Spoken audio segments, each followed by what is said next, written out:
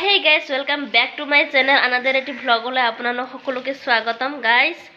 আজি আমাৰ ঘৰত আলহী আহি আছে। আলহীৰ ভিতৰত কোন কোন আহি আছে আপোনাক জনাই দিও যে আলহীৰ ভিতৰত আহি আছে পেহী আৰু পেহীৰ ছোৱালী। মানে পেহীৰ ছোৱালীজনীৰ বিয়া ঠিক হৈছে আৰু বিয়া ঠিক হোৱা হেতুকে নিমন্ত্ৰণ দিবলৈ আহি আছে আমাৰ ঘৰত। আৰু এতিয়া অলপ পিছত আহি পাবই আৰু তেওঁলোকে আৰু বেছি সময় নাই আহি পাবই অলপ পিছত। মই নাজানো আপোনালোকক তেওঁলোকৰ ভিডিঅ' মানে তেওঁলোকক মই সন্মুখত আনিব পাৰিম নে নোৱাৰিম, তেওঁলোকক মই আপোনালোকৰ আগত দেখুৱাব পাৰিম নে নোৱাৰিম সেইটো মই ক'ব নোৱাৰোঁ। কাৰণ যিহেতু তেওঁলোকে খুবেই লাজ পায়, বহুত লাজ পায় আৰু সদায় কেমেৰা মানে কেমেৰা সন্মুখত ওচৰত দেখিলেই মানে মোবাইলটো যদি মই ওচৰত লৈ গ'লেই মানে এনেকৈ কয় যে মোবাইল ওচৰত নানিবি, মোক নেদেখুৱাবি। বিৰাট লাজ পায় মানে ইমান লাজ পায় ন, মানে কি ক'ম মানে গাইজ। সেইকাৰণে ভাবিলোঁ আপোনালোক দেখুৱাব পাৰোঁ নে নাই, কিন্তু আপোনালোকক জনাই দিওঁ যে আলহী আহি আছে যিহেতু, মানে পেহী আৰু পেহীৰ ছোৱালীজনী আহি আছে যিহেতু, সেই হেতুকে মায়ে কি বনাইছেনো মই আপোনালোকক দেখুৱাবলৈ গৈ আছোঁ। ব'লক এতিয়া গৈ পেলাই চাওঁ কি বনাইছে মায়ে, কি ৰান্ধিছে ৰান্ধাৰ ভিতৰত। তো আজিৰ ভ্লগত মই আপোনালোকক দেখুৱাবলৈ গৈ আছোঁ মায়ে কি বনাইছে পেহীহঁতৰ কাৰণে, আপোনালোকক দেখুৱাবলৈ গৈ আছোঁ। আৰু এয়া আপোনালোকে দেখা পাইছেনে গাইজ, মই মেহেন্দি লগাইছোঁ। আজি মই ৰ'দ উঠিছে কাৰণে মেহেন্দি লগাইছোঁ। ইয়াৰ আগতেও মই মেহেন্দিৰ এখন ভিডিঅ' মই আপোনালোকক আপলোড কৰিছিলোঁ আৰু আজিও মই মেহেন্দি লগাইছোঁ। যিহেতু মোৰ চুলি সৰি পাতল হৈ আছে, মোৰ খুবেই চুলি সৰি আছে গাইজ। আপোনালোকে কমেণ্ট কৰিব, আপোনালোকেও মেহেন্দি লগায় নেকি বাৰু, কি মেহেন্দি লগায় মোক অলপমান কমেণ্ট কৰি জনাব গাইজ। মই পতঞ্জলি হাৰ্বেলৰ মেহেন্দি লগাই আছোঁ আৰু মই খুবেই ভাল পাইছোঁ এইটো লগাই। তো বলক গাইজ এতিয়া আপোনালোকক দেখুৱাওঁ মায়ে কি বনাই আছে। আৰু এতিয়া গৈ আছোঁ পাকঘৰত গাইজ।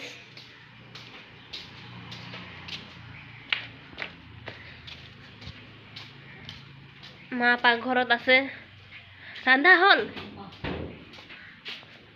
কি ৰান্ধা হৈছে? গোটেই ৰান্ধা হৈছে নেকি? দালি, বৰা,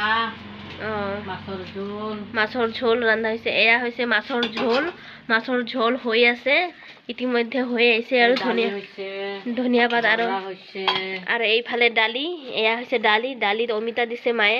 আৰু এইফালে ইয়াতে কি আছে, এয়া দেখোন জিৰাৰ গুড়া। আৰু এইফালে আছে বৰা, এয়া হৈছে ভাত কেৰেলাৰ বৰা বনাইছে মায়ে। চাক কৰি কাটি বৰা বনাইছে, গোল কৰি কাটি দেখা পাইছেনে? এয়া বৰা বনাইছে মায়ে। দালি, বৰা, ভাত কেৰেলা বৰা আৰু এইফালে মাছৰ ঝোল। আৰু ধনিয়া পাতকেইটা দিবৰ বাকী আছে ন, ধনিয়া পাতকেইটা দিলেই হৈ গ'ল তাৰমানে। আৰু এইফালে 2 পিচ মাছো থৈ দিছে। আৰু ইয়াতে কি আছে চাওঁ, ইয়াতে ভাত আছে, ৰাতিপুৱাৰ ভাত আছে। তো ৰান্ধা হৈয়ে গ'ল মানে ইতিমধ্যে। তো এতিয়া গাইজ কেৱল এতিয়া মানে পেহীহঁতে আহি পালে কেৱল এতিয়া খাব দিব লাগে। তেওঁলোকে আহি পোৱা নাই তো গাইজ আপোনালোকক দেখুৱাই দিলোঁ। আপোনালোকে দেখা পালে কি ৰান্ধিছে মায়ে। দালি, মচুৰ দালিত অমিতা দিছে। তাৰপিছত ইয়াতে অলপমান বহিলোঁ গাইজ। তাৰপিছত মাছৰ ঝোল বনাইছে, ভাত কেৰেলা বৰা বনাইছে। তো 3টা পদ বনাইছে। তো এইকেইটা পদেৰে আৰু ভাত দিম বুলি ভাবিছে। আৰু মানে কি আৰু আমি একদম সাধাৰণ মানুহ আৰু গতিকে এইকেইটা আঞ্জাৰে ভাত দিম বুলি ভাবিছোঁ। আৰু আজি মাংস অনা নাই, মাংস যিহেতু নাখায় না মাংস খায়, মাংস খালেও আজি অনা হোৱা নাই। যিহেতু দুপৰীয়া পৰত গৈছিলে দেউতাই বজাৰত, আজি মাংস নানো বুলিয়ে অনা নাই। আজি মাছৰ ঝোলেৰেই ভাত আঞ্জা খুৱাম বুলি ভাবিছে, সেইকাৰণে মাছৰ আঞ্জাটোৱে বনোৱা হৈছে। আৰু যিহেতু মাছে খায়, মাংস ইমান নাখায়, খোৱাটো খায় কিন্তু কম খায়, সেইকাৰণে মাছৰ আঞ্জাৰে পেহীহঁতক দিম বুলি ভাবিছে গাইজ। বহুত গৰম দিছে আজি জানেনে? আৰু গৰম দিয়া হেতুকে এনেকুৱা লাগি আছে, ক'ত যাওঁ ক'ত নাযাওঁ এনেকুৱা লাগি আছে। এতিয়া মই বহি আছোঁ আমাৰ পাকঘৰৰ কাষত যে অলপমান ঠাই আছে, তাত বহি আছোঁ। আৰু সেইটো হৈছে স্কুটি। এবাৰ স্কুটিখন বেয়া হৈছে গাইজ, সেইকাৰণে থৈ দিয়া হৈছে। বহি আছোঁ এতিয়া। ৰাতিপুৱাই উঠিলোঁ, মুখ চুখ ধুই গোটেইখিনি তাৰপিছত ভাত চাত খালোঁ। ভাত চাত খোৱাৰ পিছত তাৰপিছত মেহেন্দিটো লগালোঁ। আৰু এতিয়ালৈকে শুকোৱা নাই, আৰু নাই বুলি ক'লেও 4 ঘণ্টামান লাগিব গাইজ। এইটো শুকোৱাৰ কাৰণে 4 ঘণ্টামান লাগিব। মই ৰাতিপুৱা নাই বুলি ক'লেও কেইটামান বজাত লগাইছিলোঁ, 10টা বজাত ভাত খাইছিলোঁ। তো 10টামান বজাত পিছতে মই লগাইছিলোঁ, 11:30মান হ'ব, 11টা 11:30মানত মই মেহেন্দিটো লগাইছিলোঁ। আৰু এয়া আপোনালোকে দেখা পাইছেনে, মেহেন্দিটো প্ৰায় শুকাই আহিছে আৰু অলপমান বাকী আছে।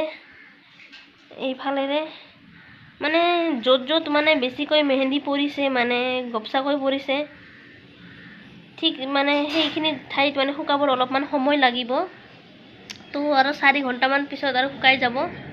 4 ঘণ্টা হ'লে 11টা বজাত লগাইছিলোঁ, 11টা হ'লে 11টা 11:30 হ'লে আপোনাৰ 12টা 1টা 2টা 3টা 4টালৈকে হৈ যাব।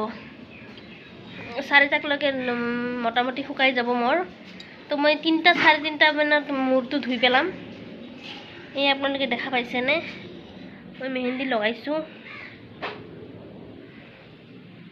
আৰু মেহেন্দিটো বহুত ভাল আছে। আৰু মেহেন্দিটোৰ ইমান মানে হেৰি যে মানে মেহেন্দিটোৰ কালাৰো বহুত হয় গাইজ। আৰু এয়া আপোনালোকে দেখা পাইছেনে, মই আপোনালোকক দেখুৱাই আছোঁ। এয়া মোৰ হাতত আপোনালোকে চাব পাৰে মেহেন্দিৰ কেনেকৈ কালাৰ বহিছে, একদম কালাৰ বহিছে, ৰঙা হৈ বহিছে। এয়া আপোনালোকে দেখা পাইছে, ৰঙা হৈ বহিছে। আৰু যিটো মেহেন্দিৰ কালাৰ বহে, সাধাৰণতে যিটো মেহেন্দিৰ কালাৰ বহে ৰঙা বেছি হয়, সেইটো মেহেন্দি বেছি ভাল বুলি ক'ব পাৰি। আৰু যিটো মেহেন্দিৰ কালাৰ নহয়, যিটো মেহেন্দিৰ কালাৰ একেবাৰে নহয়, সেইটো মেহেন্দি ভাল নহয় বুলি ক'ব পাৰি। ইয়াতে জেতুকা পাত বেছিকৈ আছে, সেইকাৰণে ৰঙা বেছিকৈ হৈছে। আমি সৰু থাকোঁতে জেতুকা পাত লগাইছিলোঁ গাইজ, হাতত জেতুকা পাত লগাইছিলোঁ, নখত লগাইছিলোঁ, নেইলবোৰত জেতুকা পাত লগাইছিলোঁ। আৰু এই টুপিকৈ যে লগাই লোৱা হয়, টুপিকৈ আঙুলিৰ ওপৰত, আঙুলিৰ মূৰত এনেকৈ টুপিকৈ যে লগোৱা হয়, জেতুকা পাত লগোৱা হয়। আমাৰ আবুহঁতৰ ঘৰত যেতিয়া আছিলোঁ, মানে মোৰ দেউতাৰ মা তেতিয়া জেতুকা পাত লগাইছিলোঁ, বহুত লগাইছিলোঁ গাইছ। আৰু আপোনালোকে কমেণ্ট কৰিব, আপোনালোকে জেতুকা পাত লগাইছেনে, আপোনালোকে জেতুকা পাত লগায়নে?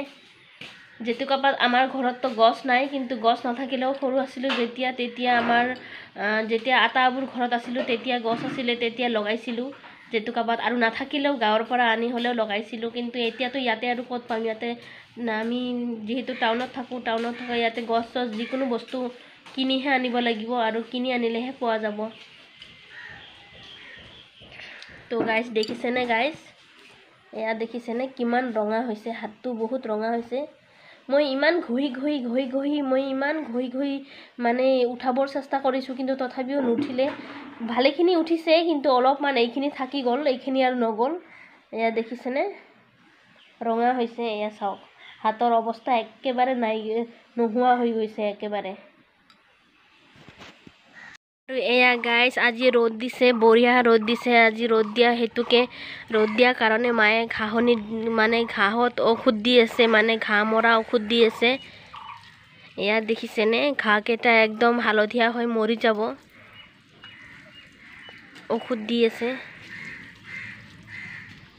গাইজ। আমাৰ গেটৰ সন্মুখত যিহেতু বহুত জংঘল গজি উঠিছে, সেইকাৰণে মায়ে ঘাঁহনিত ঔষধ দি আছে। এয়া এফালে দিছে, এইফালে বহুত জংঘল হৈছে। আৰু এইফালেও দেখিছেনে, এইফালেও বহুত জংঘল আছে, সৌটো জংঘলবোৰ ইমান গজি উঠিছে। এইফালেও ঔষধ দিব পিছত।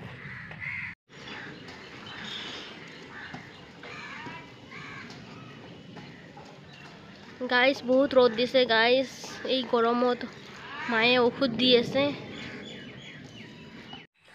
আৰু এয়া গাইজ ইয়াতে দেউতাই বাৰান্দাত বহি মানে আমাৰ পাকঘৰৰ কাষত বহি তামোল কাটি আছে। যিহেতু পেহীৰ ছোৱালী আহি আছে, পেহীৰ ছোৱালী আৰু জোৱাই আহি আছে, যিহেতু সেইকাৰণে তামোল কাটি আছে দেউতাই।